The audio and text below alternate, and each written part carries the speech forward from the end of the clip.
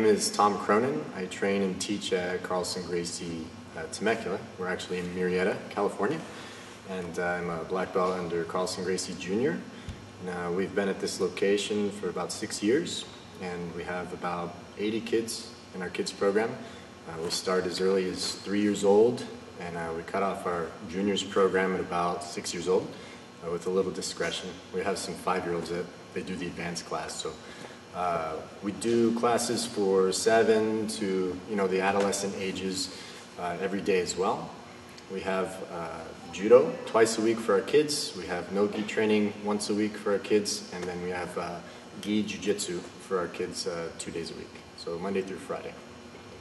My vision for our kids and everyone participating in our program is to get everybody to become better versions of themselves through martial arts. To have everybody literally addicted to training and being on the mat and benefiting from the lifestyle that comes with training jiu-jitsu. I know there's a lot of schools that probably say this as well. I can't really speak for them, but I know I personally feel very lucky that the personalities we have on the mat really come together as a team. Everybody's trying to help each other. We have a good adult to child ratio for a program. So even though I might be teaching the class, I may have 4 other adults on the mat as well. Some of those adults are also students and they're also parents of the kids. So being consistent and having everybody on the same page and having great personalities genuinely care about the development of our kids and our program and being open-minded, kind of working together to see what everybody wants is really important to me.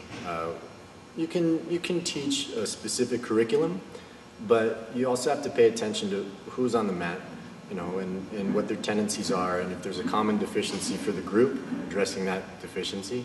So I think everybody is generally really happy here because we have a lot of people on the same page, working toward the same goal, and that's just to keep expanding and getting better. And I hope all these little guys running around on the mat, I get to see them 10 years from now, and they're still rocking the belt and the gi, and they're still active in martial arts.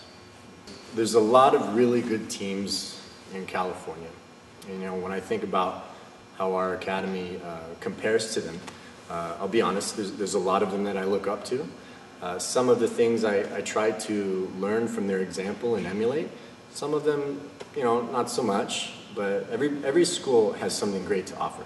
And I think we do just fine. It's really cool because, number one, I'm a fan of jiu-jitsu. I train and teach and everything, but I like to watch how other people do things.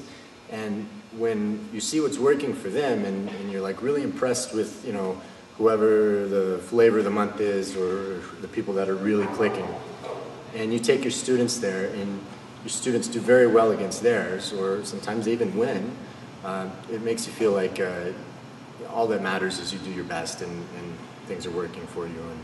And to have success against those powerhouse teams, it's very inspiring. So I just want to go to and just live through the students sometimes.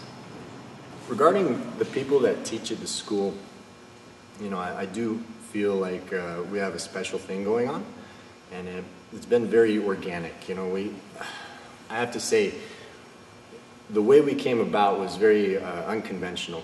Usually you have someone, they get promoted, they want to open a school, and that's great. Fine.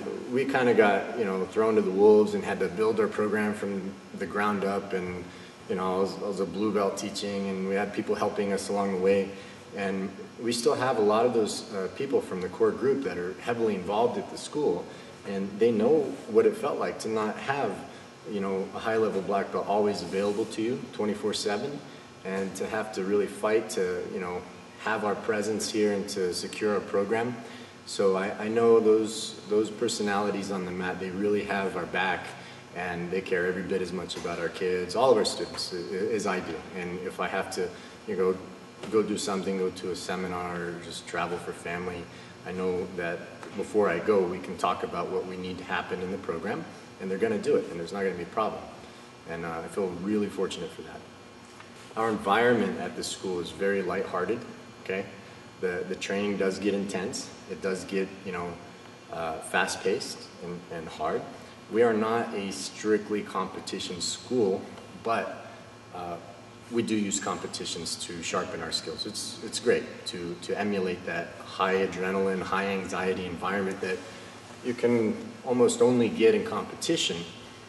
So we set up, some of our functions here to replicate that. And when you can operate under that kind of stress, you always have your jiu-jitsu with you. And that's what we try to do here. So we play some games with the kids, we keep it fun, but it really is all about getting the training and being able to execute, your skills. So everybody's very lighthearted, but serious when it's time to be serious. Standouts, you're always going to have standouts. I mean, it's great to say everybody's good. The truth is some kids just take to it faster than others, and that's fine too. We have a few personalities here. They're really coming up. We have one kid, Kyler Phillips. He's adult now, and he's been on the mats since he was a little kid. He's trained with everybody, and he kind of parked it here for a while. And it seems like jiu-jitsu just runs in that family because he's got 3 little brothers, and they're all training here now, and they're all beasts. And we've got a couple of brother and sister teams like Jeremy Swingley, Ali Swingley. They're just always on the mat. We have a kid named Darian Javier. He's a Pan Am champ. He usually does very well. Tries to train as much as he can, but it's just like he probably trains half as much as he should because he's doing football and stuff like that. But when he does get in here, the learning curve is very short.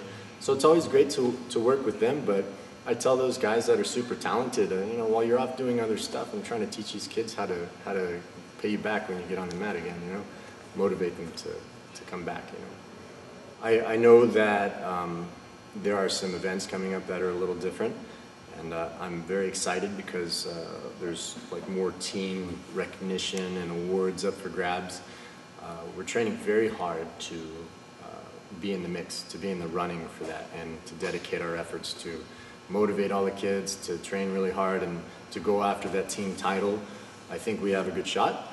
There's only one way to see, and like I tell the kids, if you win, that's awesome. If you lose, keep training. It's going to go up and down, but I'm really excited to see that happen because it's just going to motivate us more and more. If we get 2nd place, 4th place, whatever, and we were there, and we're just going to keep going up. So they're all excited about it too. I think it would be amazing if we could get a real, legitimate, true kids-only championship, at least regionally, at least Southern California. I know that we would be very amped up for that. And it seems like, when we go to events that have all age groups, they kind of run together. You got people that would just be coaching if it were a kids-only tournament. They're getting ready to do their matches as well. And it's stressful. It's great when we can just focus on the kids or the adults. And I love those days where we can just go and run around and coach all the kids. I think it would really put a stamp on the area for like a hotbed for kids competition. Everybody in jiu-jitsu needs an opponent, effectively to train and to raise their level.